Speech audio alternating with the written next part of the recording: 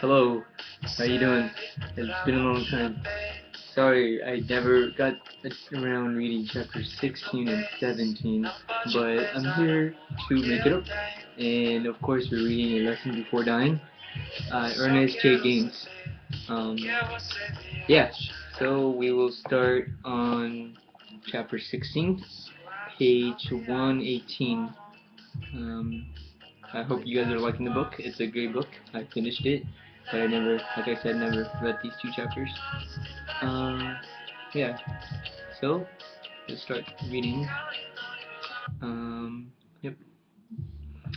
I was walking around the schoolyard with my ruler when I saw my aunt, Reverend Ambrose, and Miss Emma come back down the corridor after seeing Jefferson. The car stopped in front of Miss Emma's house, and the three of them got out and went into the yard. Reverend Ambrose looked over his shoulder towards the church, but the picket fence kept him from seeing me. After they had gone inside the house, I continued around the schoolyard, slapping my leg with the ruler. It was 2:45, nearly time to dismiss the children for the day. I re-entered the church through the front door. Irene Cole and another girl and a boy stood at one of the back boards. We had discussed our Christmas program, and now they were writing down names of the students who would bring the Christmas tree as well as those who would decorate it. I went to my desk and tapped my ruler for attention. It's about time to go home. Any questions before we dismiss? Irene? No, sir, she said from the blackboard. Marshall and Clarence and Alec are getting the tree. Shirley, Odessa, and I will see that it is decorated. Mr. Joseph's got some lint cotton in his crib, and we can get some crepe paper from Miss Eloise. She said she had a loft left over from making the Mardi Gras hats. What about the tree, Clarence? Guess we'll just go back in the pasture and get out one like we did last year, he grinned. Do you think you might be able to find a little pine tree this time? We'll try, he said, and laughed to himself. The year before, the boys had brought in a small oak tree. They had dragged it through the mud and all the way from the pasture, and by the time it got to the school, it had lost many of its leaves.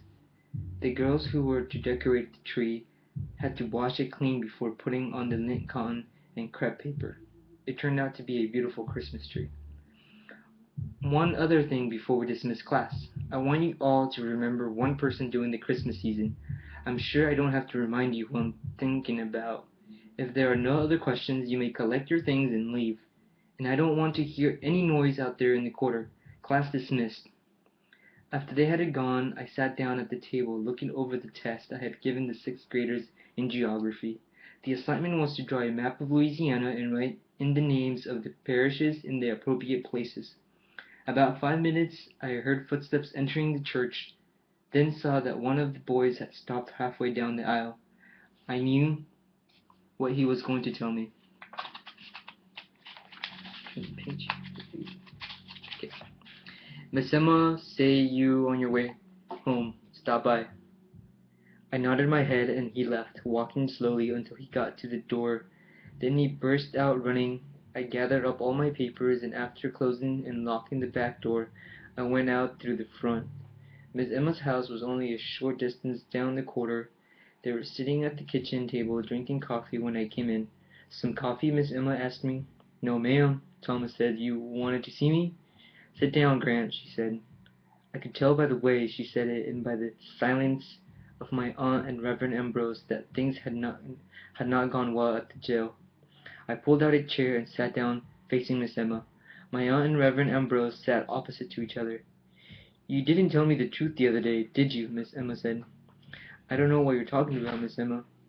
When you come back from seeing him, sure, I told you the truth, I said. No, she shook her head, pressing her lips tight as she looked across the table at me. He didn't like the food. He didn't ask about me. Well, he did last Friday. No, she said, and she shook her head again, 'cause I had to hit him today. She stared at me, her lips pressed tight, and she lowered her head. Reverend Ambrose reached out and touched one of her arms, and he said, Sister Emma, Sister Emma. My aunt put her hand on the other arm and looked at me. A couple of days later, Miss Eloise came up to the house, and from my room I could hear my aunt telling her what had happened. Jefferson was asleep, or pretended to be asleep, but they got to the cell. The deputy rattled the big keys against the bars and called Jefferson's name before opening the door.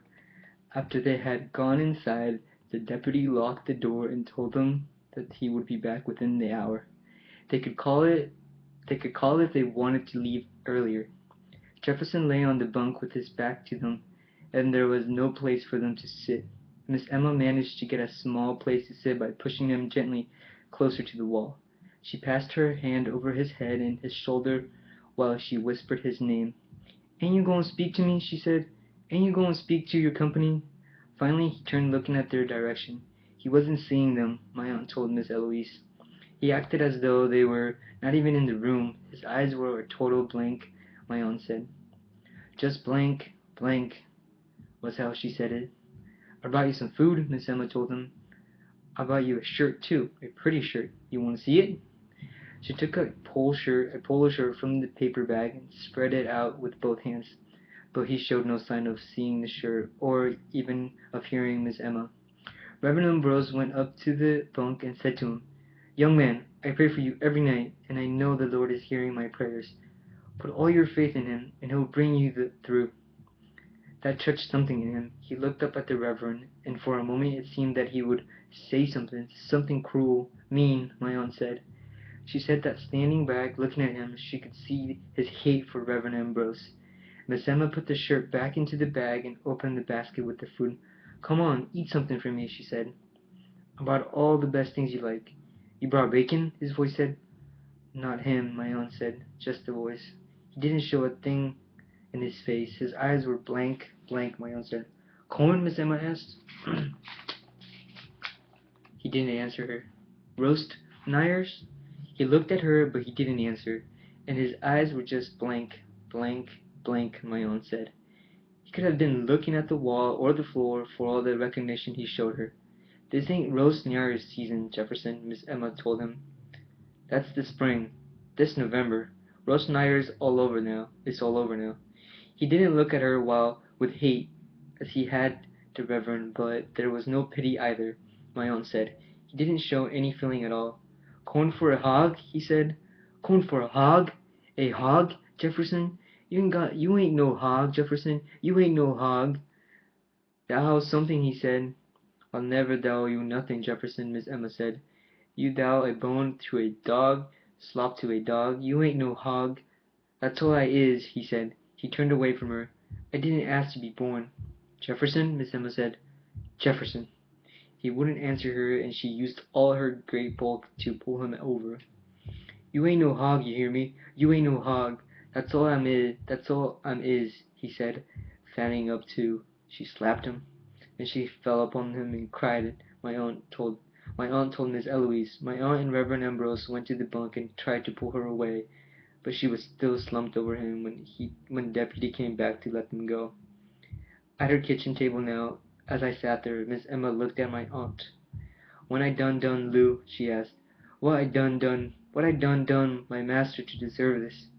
My aunt saw that she was going to cry, and she stood up and put her arm around her shoulders. "Emma," she said, "Emma, the Lord is merciful." "What I done?" She was shaking her head and crying now. "What I done, my master?" "Have patience," my aunt said, patting her on the shoulder. "The Lord is merciful." "What I done?" she cried. "To make my master hate me so." "The Lord don't hate you, Sister Emma," Reverend Ambrose said, touching her on the arm. "The Lord is with you this moment. He is only testing you." Miss Emma looked up at me. The tears were still rolling down her face. "Go back," she said. "Why, Miss Emma?" "'Cause somebody goin' do something for me 'fore I die." "Why me?" "'Cause you the teacher," my aunt said. I got up from the table. "And where you thinking you going?" Aunt Lou asked me. "I don't know," I said. "But I'll go crazy if I stay here, that's for sure." You going back up there, Grant?" "What for?" I said. "What for, Aunt Lou? He treated me the same way he treated her. He wants me to feel guilty, just as he wants her to feel guilty." "Well, I'm not feeling guilty, Aunt Lou. I didn't put him there. I do everything I know how to keep people like him from going there. It's not going to make me feel guilty. You going back, she said. You ain't going to run away from this, Grant. Aunt Lou, I said. I wanted to take her face in my hands. I wanted to hold her gently, gently, because anger and screaming were not working. Maybe gentleness would work better. Maybe feeling my hands on her face would make her understand what I was trying to say to her. But as I moved towards her, I could see in her eyes that nothing I said was going to change anything. I felt them in the table and went back home to my room. So that was the end of chapter 16. I think I'm going to continue with chapter 17. Might as well combine these. It's quite a long, actually it's a lot of pages, but okay, bye. Okay, chapter 17, page 125. Between Monday when I talked to Miss Emma and Friday when I visited Jefferson again, something had happened inside me, and I wasn't so angry anymore. Maybe it was the Christmas season and the children rehearsing their parts for the play. Or maybe it was just me. I could never stay angry long over anything, but I could never believe in anything either for very long. At the jail, I had to go through the usual search. Then, while the young deputy and I walked down the corridor to the cell block, I thought I would feel him out. Of the three of them at the jail, I figured he was the most likely to be honest with me. He was near my age, and he seemed better educated than the chief deputy or the sheriff. And I had heard from people in the quarter who knew his people, that he had come from pretty good stocks. "How's he doing?" I asked. "He's doing all right," the deputy said. "Does he ever eat the food we bring him?" "Some of it," the deputy said. "He lives a lot of it, and we give it to the other prisoners." Like she said, "We've all eaten some of it. Good food, too." "How do the other prisoners treat him?" I asked. "They're just curious, that's all, but they don't bother him." "Did they ever talk to him about it?" "The execution?" "Yes. Sometimes they ask me things. I tell them I don't know a thing about it. I've never seen an execution." "Does he ever bring it up?" "No, I'm sure he doesn't want to ever think about it." "He must think about it," I said. "He must, because I know I do. I've seen myself walk into that chair more than once. I've woken up at night, sweating. How do you take it? That's the question. I suppose every man wonders about the death sometimes in his life." We came up to the landing just before the big door to the cell block. The deputy stopped and looked at me. "Listen," he said. "We might as well call each other by our names. You're Grant, aren't you?" "Grant Wiggins," I said. "Paul Bonin," he said. We shook hands. "Listen," he said. "I'm not going to get too close to him, okay?" "Sure." "I've been warned. You don't get too close to somebody going to be executed. Be decent. Treat him right, but that's all. This can get messy before it's over, and I will do my duty." "I feel the same way," I said. We looked at each other a moment, then we continued to the cell block. "What's a day like?" I asked Paul. "He eats one hot meal a day and a sandwich. Lots of beans, cabbage, potatoes, rice, you know. Sometimes the sandwich is the first meal. 10 in the morning, 4 in the evening. He can come out once a week and spend an hour in the day room. Walk, sit-ups, run, anything he wants. Most times he walks or just sits there at the table. Once a week he gets a shower. We have another prisoner give him a haircut. He's had one since he's been here. The barber can't shave him, but you can see his face doesn't need shaving. That's about it." "He talk at all to the other prisoners?" I asked. "I never hear him." The deputy opened the heavy steel door to the cell block. "Well, well, well, if it ain't Mr. Rockefeller," one of the prisoners said. He wore the green coveralls given to all the prisoners who did not have their own clothes. He also wore a red knit cap, his own. "Mr. Rockefeller always leave you chicken and biscuits," he went on, "but no bread for the cigarettes." "Just cool it, Henry Martin," the deputy said. "You won't get chicken or biscuits either. You keep that up. If you keep that up." "I hope you brought some clarines," another prisoner said. "Anything," another one said. "This jailhouse food enough to kill a man." "Then don't eat it," Paul said to him. "What? And starve to death?" The prisoner laughed. We came down to this last cell, Jefferson's cell, and Paul let me inside. "See you in a while," he said, and he locked the door. Jefferson sat on the bunk, slumped forward a little, his big hands clasped together down between his legs. He was looking through the bare barred window towards the sycamore tree where several black kids were perched on a limb. "How's it going?" I said to him.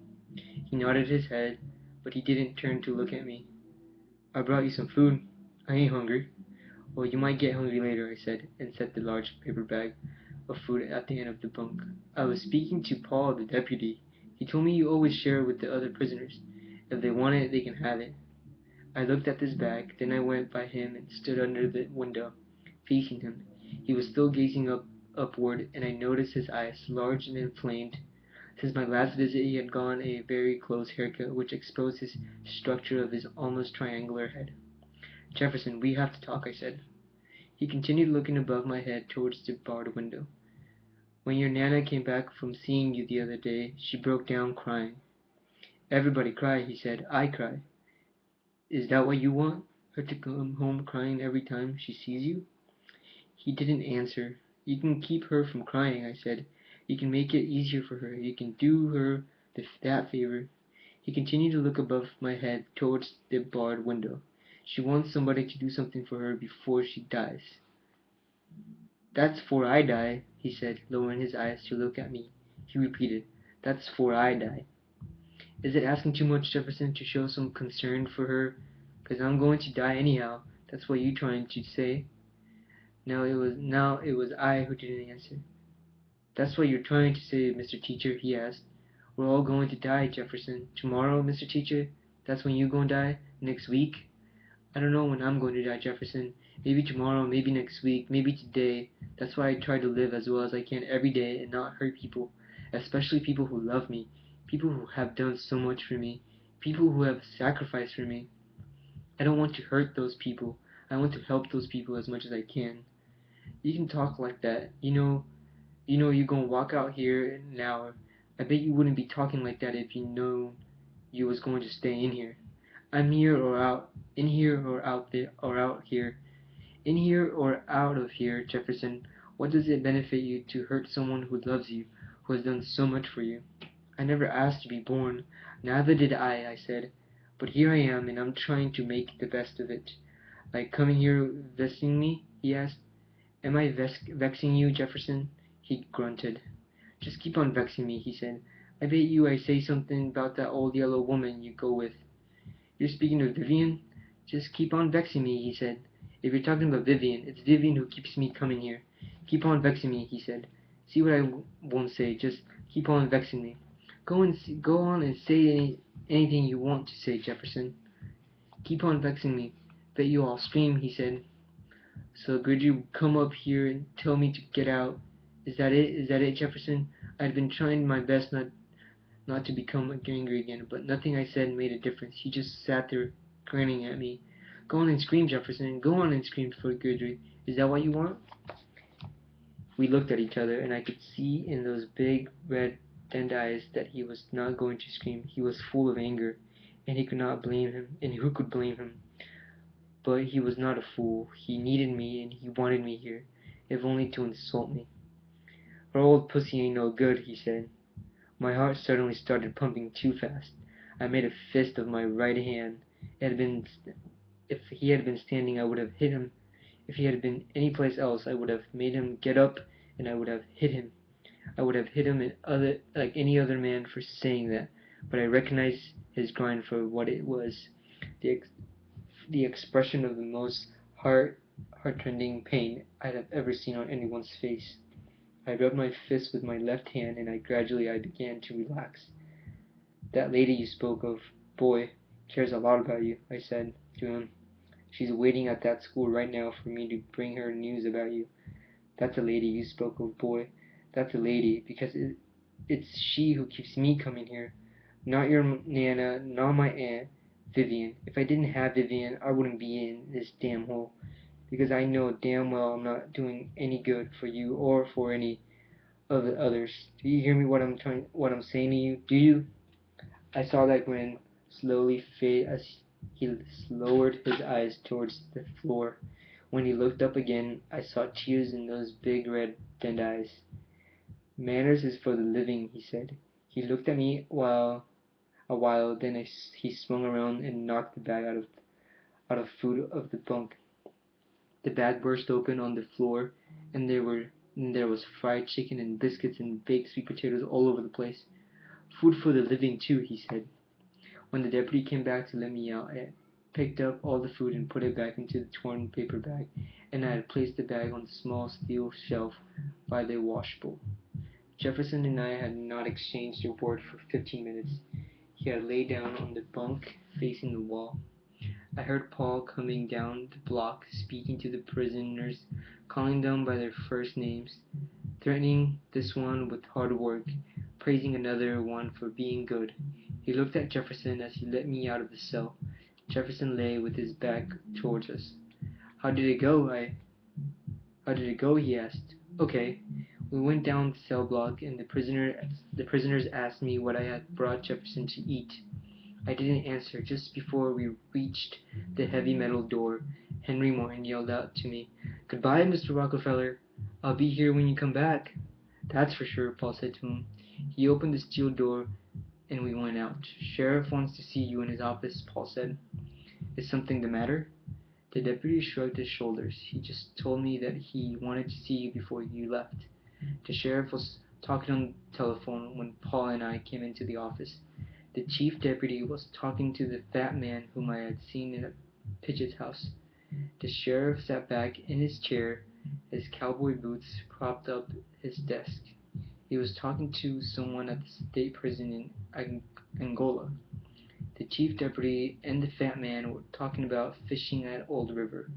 They continued their conversation for another 5 or 10 minutes, as if I weren't there. Paul stood beside me a while, then he went into another office. I stood waiting.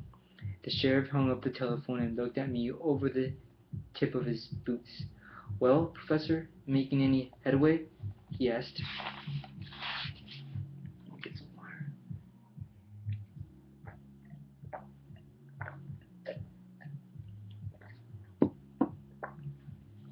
"I don't know," I said. "You've been seeing him a month. You still don't know if you're making any headway?" "No, sir." The chief deputy and the fat man had quit talking, and they were looking at me too.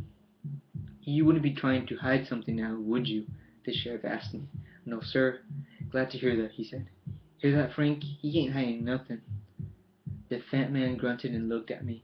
Gridger drew his boots from the top of the desk and dropped his feet heavily to the floor. "Woman," he said, "always coming up with something new.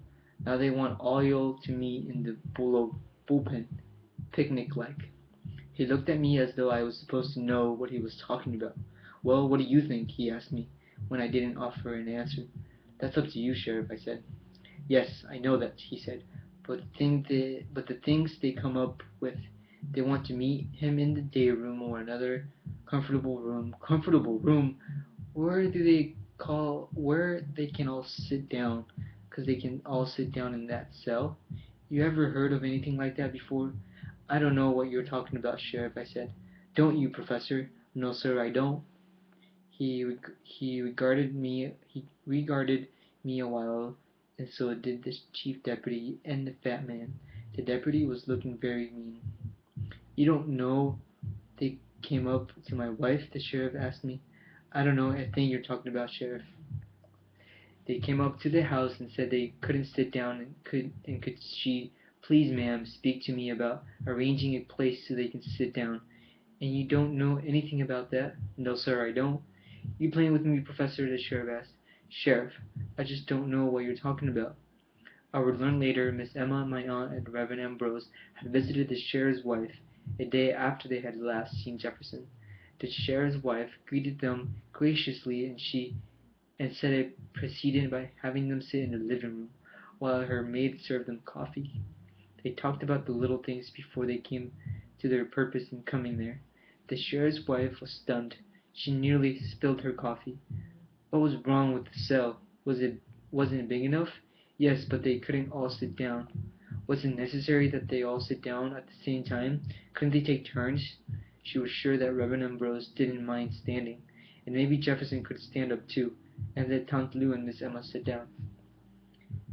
It was then that Miss Emma reminded the sheriff's wife of all the things she had done for that family over the years. The sheriff's wife was suddenly taken with a splitting headache, She wondered where the maid had gone to, but she didn't call for her. She frowned and rubbed her temples. She told Miss Emma that she would see what she could do. "But don't count on it," she said. "The sheriff makes up his own mind in these matters." "Just speak to him if you don't mind," Miss Emma said. "I done a lot for you and your family over all these years." "Oh, Lord, do I know," the sheriff's wife said. "Do I know, do I know, do I know? I'll speak to the sheriff. Lord, I'll be glad when all this is over." Miss Emma dropped her coffee cup on the floor and started calling on God. "I didn't mean it that way," the sheriff's wife said. "God in heaven knows I didn't mean it that way. Lou, Reverend Ambrose, can't you all do something? The Lord knows I didn't mean it like that." "Woman," the sheriff said to me, "always coming up with something new." He looked at his deputy. "Well, Clark, what do you think?" Clark's gray eyes looked like marbles in his big face. "Let him stay where he's at." "My sentiments exactly," the sheriff said. "But if you put him in handcuffs and leg chains—" "I wouldn't even bother," Clark said. "I wouldn't either," the sheriff said. "But you got these women—" "He ain't here for no picnic," Clark said. "He killed Mr. Grope. Let him stay right there in that last cell till that last day." "What do you say, Frank?" the sheriff asked the fat man. The fat man shrugged his shoulders. "I'm just standing here." "I'll go to him, and I'll leave it up to him," the sheriff said to me. "If he wants to come in the day room in shackles, all right. If he wants to stay in his cell unshackled, all right. But cell or day room, if I notice any aggravation I stop all visits. You see, I know you haven't done a thing yet. Boys on the block tell me you haven't done a thing, and I doubt if you ever will." I didn't answer him, but I was thinking, "Sheriff, you don't know how right you are." "You can take her this message," the sheriff said. "He can meet her in the day room if he wants, but he will be shackled. Every moment of the rest of his life he's going to know he's in jail, and he's going to be here till the end. This ain't no school, and it ain't no picnic ground, all right?" "Yes, sir." "Good. I'll see you later, Professor." Well, that was the end of chapter 17. I thank you for following. This has been a great book. I really recommend it if you're considering finishing or not. I gotta go. Bye.